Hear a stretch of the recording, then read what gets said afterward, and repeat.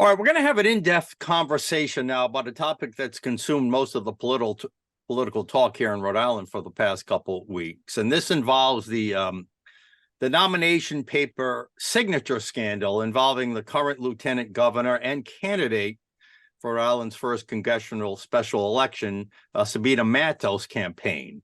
Alarm bells have been raised all over the state about her nomination papers, but we believe the impact here is much more profound, goes beyond just the primary and nomination papers, but also should call into question the whole signature validation and verification process that Rhode Island uses when it comes to general elections, when it comes to mail ballot voting and the mass mail ballot voting that we've seen in this state over recent years. Is this Sabina Matos nomination paper scandal reflective of larger problems we have in our state's election process? So joining me today, we have a great bunch of ladies. We welcome back Sara Vieira from Rhode Island Fair Elections and Education. Sara, welcome back in the dugout. Thanks, Mike. Love being here. And your partner there, we welcome back Megan Brillon. Megan, welcome back. Hi, Mike. Thanks for having us on today.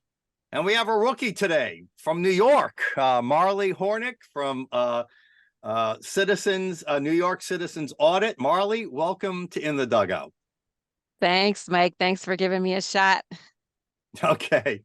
Sara, we're giving you a turn at bat. That's the thing. We're giving you a turn at bat. Sara, your group today, Monday, I should say, put out a press release basically calling, I want to cover what happened with the scandal, then we'll get into the implications in the general election in just a minute. But your group is calling for Sabina Matos to be removed. Tell us what's going on.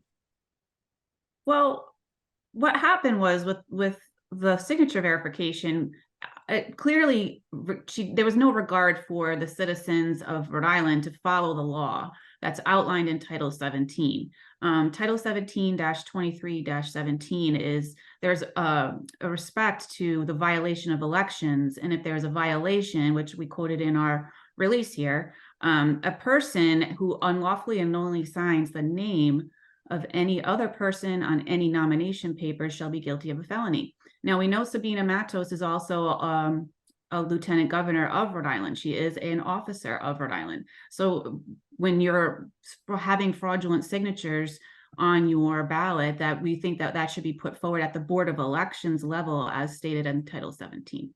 She's claiming it's a vendor, Megan. She's claiming it's a vendor who made these mistakes. And hey, I don't know, I see nothing, I hear nothing, I say nothing, I know nothing. Do you buy that argument, Megan?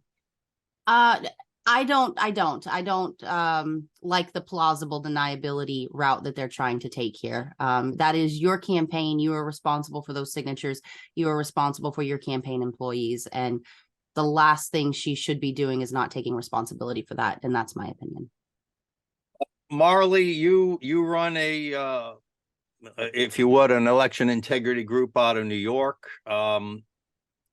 When it comes to signature validation, whether it's for primary or candidacy nomination papers, or whether it's for mail ballot purposes, what have you found in New York? What do you know about what might be going on in other states? Well, it's really a national issue, Mike. Thank you. It's banks never allow people to take loans if they don't know who that customer is. They check that person out very, very thoroughly before they, ascribe credit or loans to that individual. And our election system is actually the process of verifying voters is based on the model that banks were using around the time of the Help America Vote Act in 2002, when that was passed. And the people who worked on constructing that law and the auditable trails regarding the verification of citizenship and identity for every single voter on those rolls was designed based on the banking system. Wow, so I didn't realize it. So yeah, because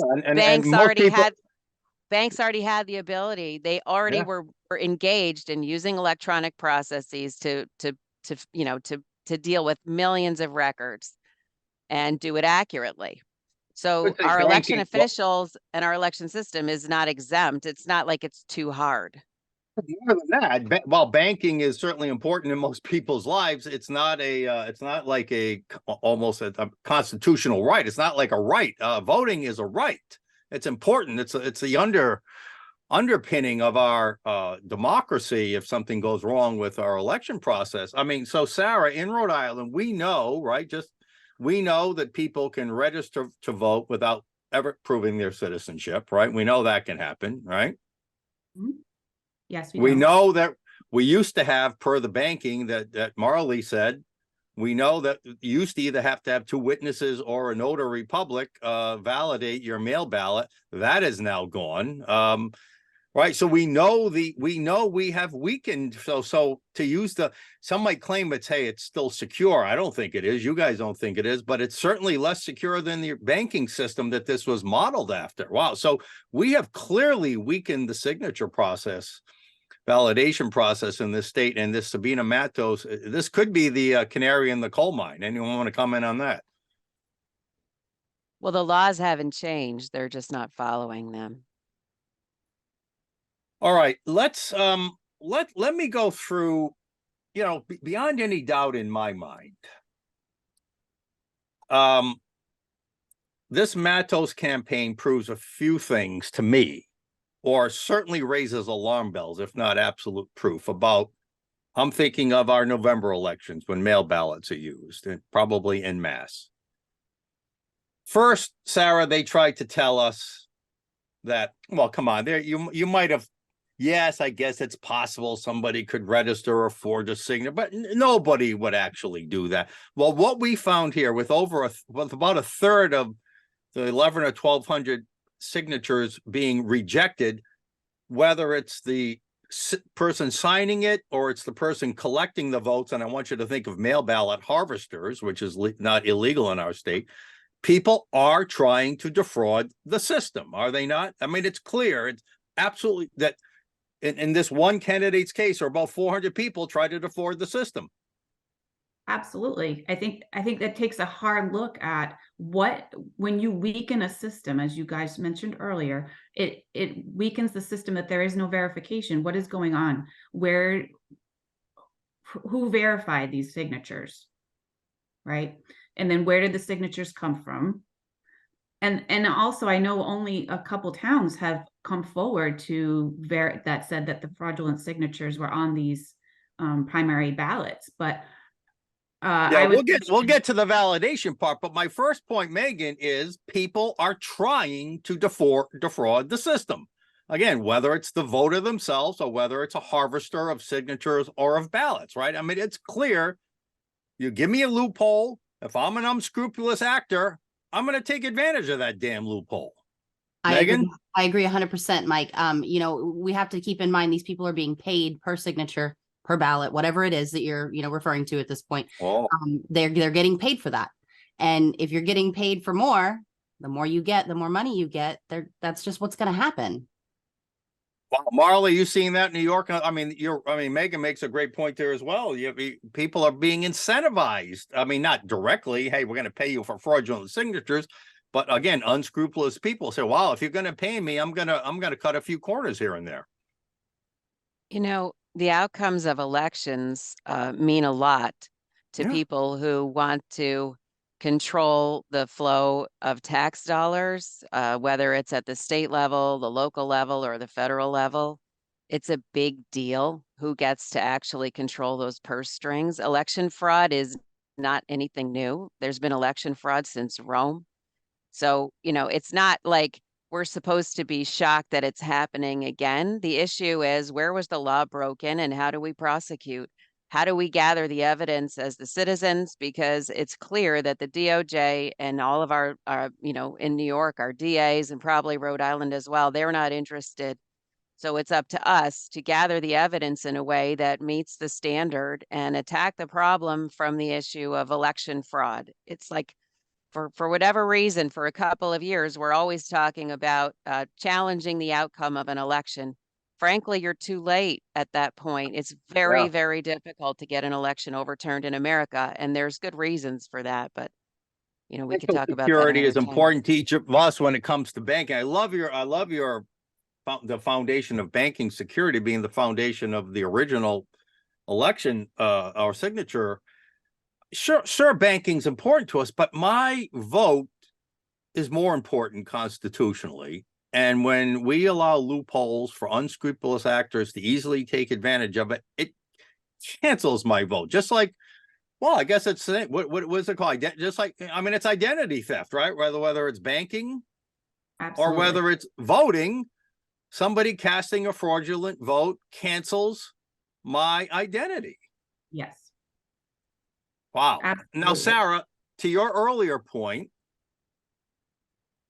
we do know that many of the signatures that were accepted, and on the one hand, I guess you can say it's good that certain communities came forward and noticed that there were fraudulent signatures on there or invalid signatures. A lot of times they're accidental. They're not all necessarily purposely fraudulent, we know.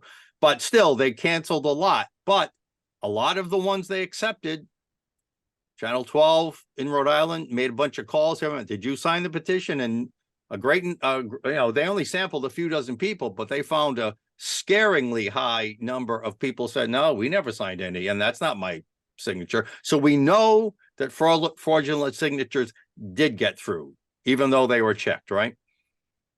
Yes, they did. So you We have do- to have a statistically valid sample and then you take it to court. I mean, you just can't let people get away with this stuff. That's the issue.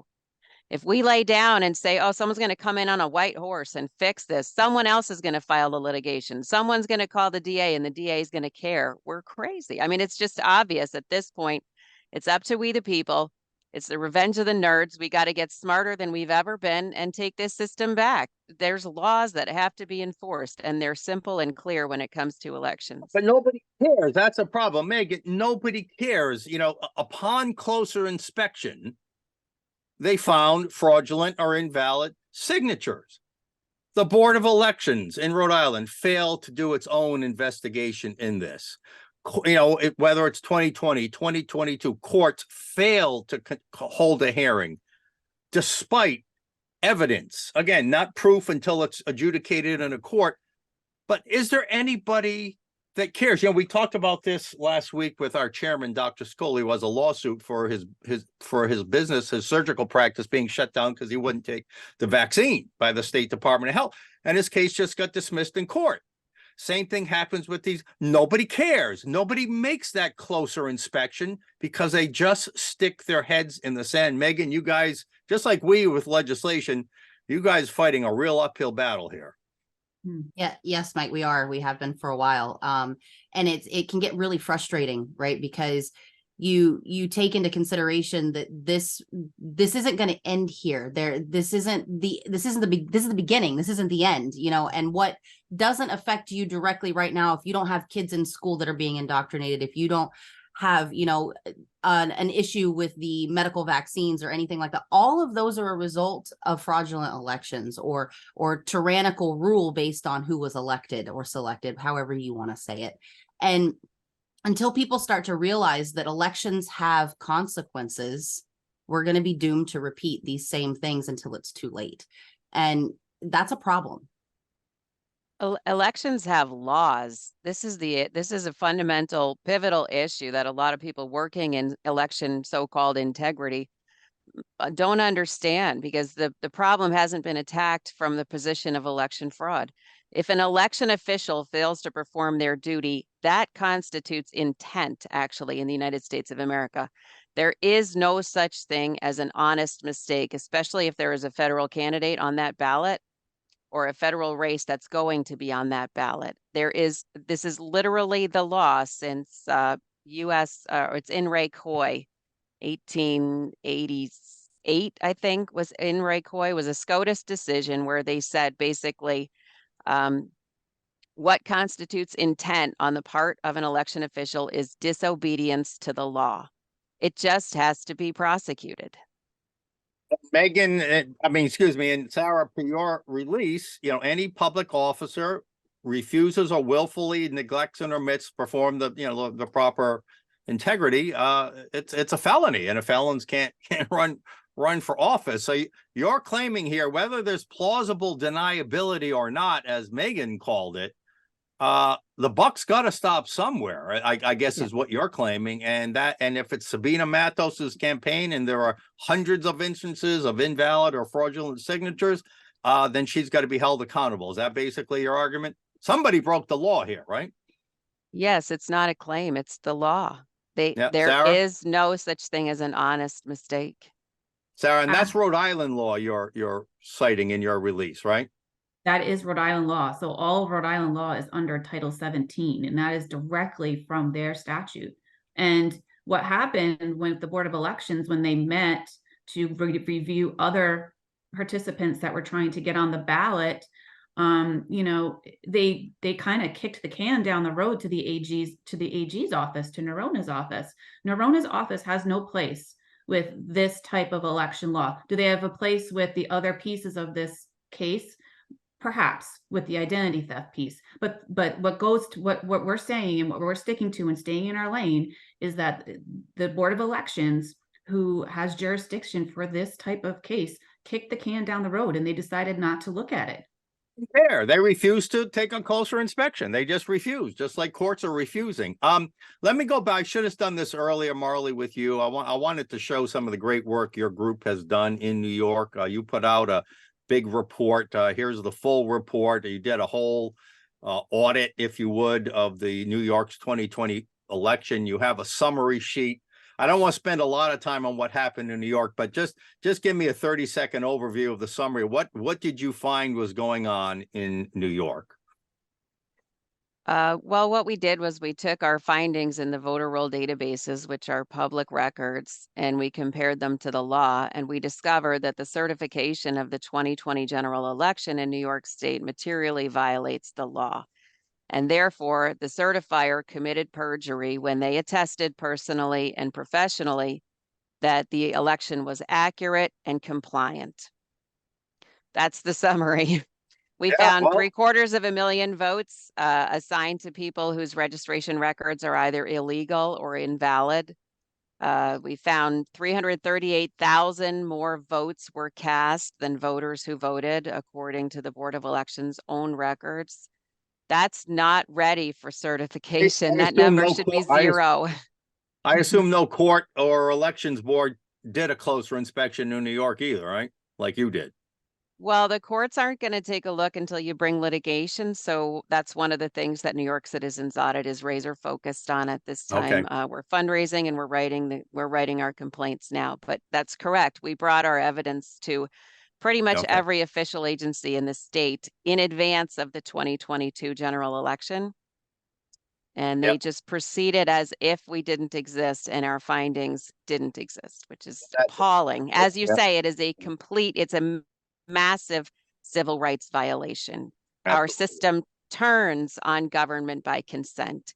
And if they cannot, the Board of Elections, their affirmative duty is to prove to us that the election outcomes they claim are accurate and compliant with the law so that we can trust in them. We don't have to take their word for it. Trust in the election integrity and the election process. All right. So we've basically said that the Matos signature scandal proves that people will attempt to defraud the system, proves that that invalid or fraudulent signatures do get through. If they get through on nomination papers, why wouldn't they get through on mail ballot, actual ballots, right? Why not? How's the process different? But the process is different. Sarah, and it's in our Constitution. I mean, it's not just a law. The Rhode Island Board of Elections has violated our own constitutional law because in general elections, mail ballots are supposed to be validated, verified, and counted by local boards of canvassers. But part of that unconstitutional changing of our election process sent all those ballots to one central location, the Rhode Island Board of Elections. We know that happened in 2020. Did it happen in 2022, Sarah? Is it scheduled to happen in this special election? And is it scheduled to happen in 2024? Talk about this whole bypassing of the constitutionally defined process. Sure. Well, what is written in Title 17, as you just stated, is a direct violation of our U.S. Constitution. What happens Of is our that- Rhode Island Constitution. of our Rhode Island Constitution. Okay. However, what happens with our mail ballots is, let's say I live in East Providence, but I work in Woonsocket. I can, if I have a mail ballot, I can bring my ballot to Woonsocket City Hall, where they have a drop box, and my ballot can be dropped off there. Now, what happens is someone collects those mail ballots and brings them to the Board of Elections, and that's where they're counted. Our question is, Megan and I, is that constitutes as having a centralized location for mail ballots. What's supposed to happen is your local Board of Canvassers is supposed to verify that, yes, that is a voter for East Providence. And yes, I can verify that Sara is a voter in East Providence. But that's not what's happening. And make no Oh, wait a mistake- minute now. Hold on. So I've never heard that. This is incredible. This. So if you're in East, I mean, the whole thing about voting, our whole history is you vote locally, right? That's the whole thing. Just for the reason you said, local people, no local people, local appointed officials on the canvassing boards or elections board, no local people better than. So if you're in East Providence, I can drop my ballot off in Woonsocket? Yes. Yes. Wow. And that's Well, stated it in blows. I mean, this blows the whole vote local concept away. Well, again, like as Marley stated earlier, they're slowly eroding that process because through loopholes. So the loophole for our Title 17 Rhode Island law for elections, 17-20-2.1 for requirements for mail ballots, and also the statute for the Board of Elections under 410, it states that returning mail ballots, it says returning mail ballots to the Board of Elections. It doesn't say that you need to return your mail ballot to your local authority. Now, Megan, just to make a point, so this is the difference. But for these nomination papers validation, we did follow the Constitution in that it was local canvassing boards who validated and counted the locally acquired signatures on the nomination papers. But that's not what we're doing, and that's the constitutionally defined way, but yet that's not what we're doing when it comes to general elections. Is that correct? Yes, Megan. the law is one thing and the process is another. That's why those Jamestown signatures were found. Somebody working for 3 weeks found those issues on the local level and reported it to the Board of Elections, which is what is supposed to happen. And that is exactly what Peter Nerona said, that decentralization of this process is what found these issues.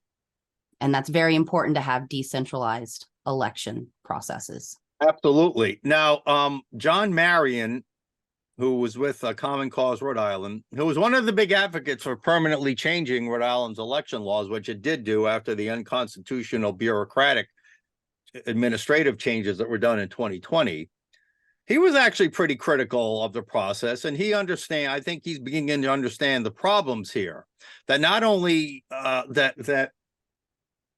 that you need to have that local control and whatnot. Now, and further, he also said Rhode Island does not have a county form of government, and that without that county government brings extra professionalism to the whole thing. A lot of times local canvassing boards are just a few volunteer people or a few clerks who have many other different duties. It's not really focused necessarily as much as it should be. So even still, there's lack of professionalism, even if we follow the Constitution. Marley, I assume in New York, you've got county, so you have county election boards who certify everything? Yeah, the counties certify local races and county level results, and then they're passed up. If it's a state or a federal race, it's passed up to the state, and then the state reviews everything and does the final certification. But did they change that? Did they bypass counties during COVID, like Rhode Island bypassed local cities and towns? The centralization of elections is something taking place across America, and it happens in different aspects of election administration. For example, in New York, the early voting process is becoming centralized. So for example, if you're supposed to vote, in one district, if you're going to go and vote in person, for early voting, you can go anywhere in the county. This makes it extraordinarily difficult for the voters and the votes to be reconciled. It doesn't mean that it can't be done. It just has to be proven accurate. And I just want to I always want to bring the conversation back to that, because no matter what procedure they decide is going to be the law, they have to follow it. What Megan said should never happen. The law and the procedure are not two different things. They are one single track. The election law is procedural law. It's extremely boring, but thankfully it's very easy to understand. Agreed. But still, there's a philosophy behind all the actual laws, whether it's the Constitution saying that states run elections and can determine how to conduct it. It's the same reason that Rhode Island says local boards of canvassers should validate and count ballots in their communities first and report those up to the state. Same reason New York does. And that theory behind all these election laws is that decentralization is better. It's closer to the voter. It's more accurate. It's less burdensome. In addition to the Attorney General, our Secretary of State, Greg Amore, said there's a reason we have what happened in Jamestown, where they found that 90% of their signatures, at least, were invalid or fraudulent. He said there's a reason we decentralized the signature validation. If we were to centralize all that, there would be big problems. Well, when it comes to our statewide elections and mail ballots, we do centralize it. Sarah, is there any reason to think that decentralization is good when it comes to nomination paper signatures, but not good when it comes to mail ballot validation signatures? Absolutely. I don't understand the rationality of that, actually, and I don't think a lot of people in Rhode Island should be able to take that. I think that's what this is about, is being able, and Marly kind of said it earlier as well, is we, the people, need to start holding these people accountable to the law that's stated in black and white. And that's why we're having no you one on else here. is going to do it. Yeah, that's right. That's right. So Megan, I want you to expound upon that a little bit more. I mean, think about that. He just dug his own grave, as far as I'm concerned. Secretary of State Amore. He said centralization of counting and validating signatures in one place can only lead to trouble. And yet that's exactly what we do when it comes to mail ballots. Megan, what do we do how do we hold these people accountable? You're absolutely right, Mike. And, as far as holding them accountable, you have to get involved. Like, the people of Rhode Island have to get involved, have to get educated, have to know the law, and have to see how it's not being followed through. And once that happens, we have to get loud about it. We can't just sit there and watch our constitutional rights be eroded away. All right. I want to, Megan or Sarah, on these next, just yes or no. And I want you to think about it, because we can assume things or we can know things, right? We know that in 2020, they changed the election process whereby the valid signature mail ballot process to bypass local cameras. We know that to be a fact. Is that true?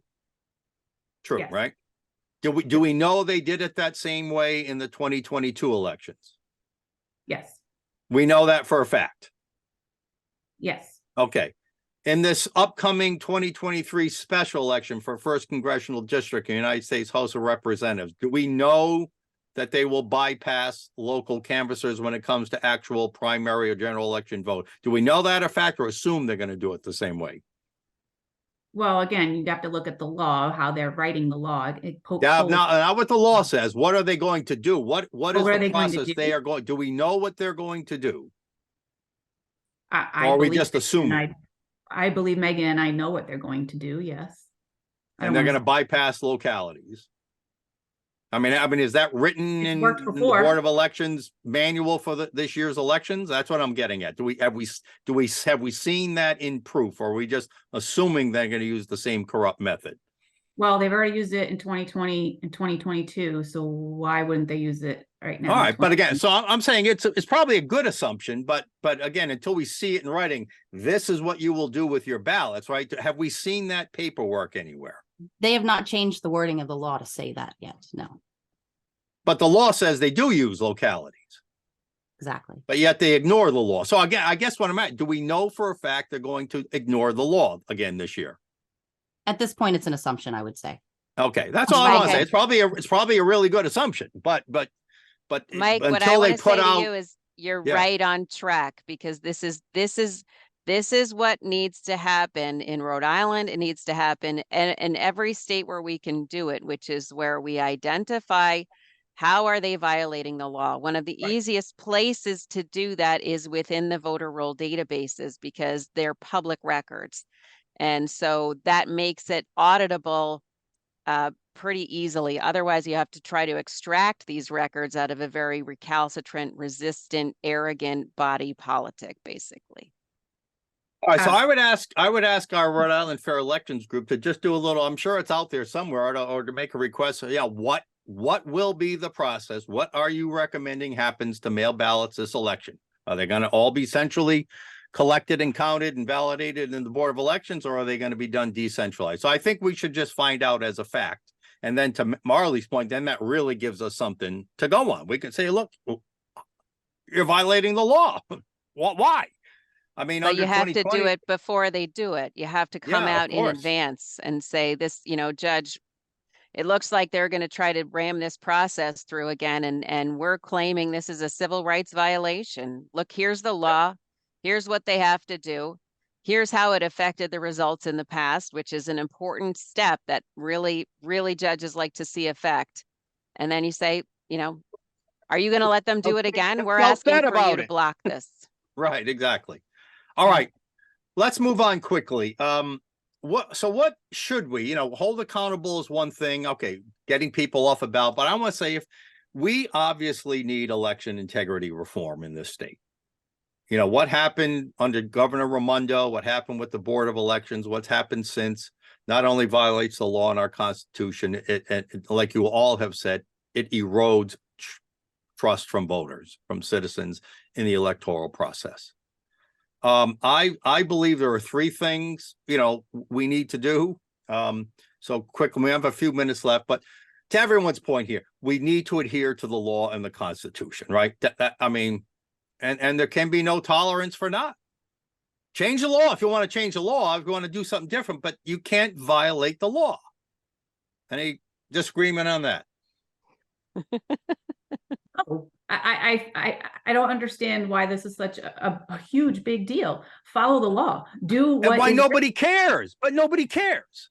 That's the Because point. they'll just- Nobody cares. Cheaters so gonna weird. cheat, like what happened with the can syndrome, right? The bang on the can. It's like until someone steps in and says, "Hey, y'all are cheating, get out of here." It's almost Astros as if and they now count- Cora. they count on us to not pay You're ripping our attention. beloved Red Sox Right, Megan. manager there, Marley. Sorry, I didn't mean to get personal. I'm just All using it all as an so example. that's one thing we should do. Adhere to the law, the damn law. All right, two. Let's go. The other thing they changed, they eliminated, they did it unconstitutionally through executive order, and then they enshrined it in law in 2022, I believe. Even though we have extended voting periods, early voting for, 3 weeks before an election, anybody can vote by mail for any reason. I think we need to go back. You need to state and sign and attest that it's true why you cannot go to a precinct over a 3-week period. Do we need to reestablish a reason to vote by mail? I think it needs to go back to what it says in the Rhode Island Constitution, and that worked really well for hundreds of years. Is just you can apply to be an absentee voter, and there are in the verification process for that. I'm not sure why all of a sudden we're kind of willy-nilly about it, and we're just letting anybody apply for a Constitution mail as ballot. well. That's in the Constitution, or that was just a practice we took? That's in the Constitution as well. Yes, under suffrage. So you have to, under the Constitution, you have to state a Have to- reason or apply and give a reason why you're voting for mail. So the legislature can change the law all at once, but without a constitutional amendment, you can't change the damn Constitution. Yes. And they're slowly eroding that process. We've called them out on it many times on the other things that we haven't talked about today. But yes, they are slowly eroding that process of our Constitution of suffrage. Well, it's pure tyranny then. It's pure tyranny. Absolutely. Absolutely. It is pretty clear, cut and dry, our suffrage law is written in the Rhode Island Constitution. And it's worked for hundreds of Marley, years. does New York have a mail ballot for any reason, anytime provision as well? Interestingly, it was rejected as a state referendum on the ballot, but the legislature just passed it anyway. So they asked the people said no, and they were like, well, the people, you just really don't know what you're talking about. I have to bring in something. It's a tiny tangent, but I think it's so important. They call the 2020 election the big lie, right? Oh, there was a big lie that there was fraud and whatnot, the big lie. I want to just quick clip back in time to the big lie, which was where the progressive movement in its founding, Woodrow Wilson, one of its main founders, said, just don't read the beginning of the Declaration of Independence.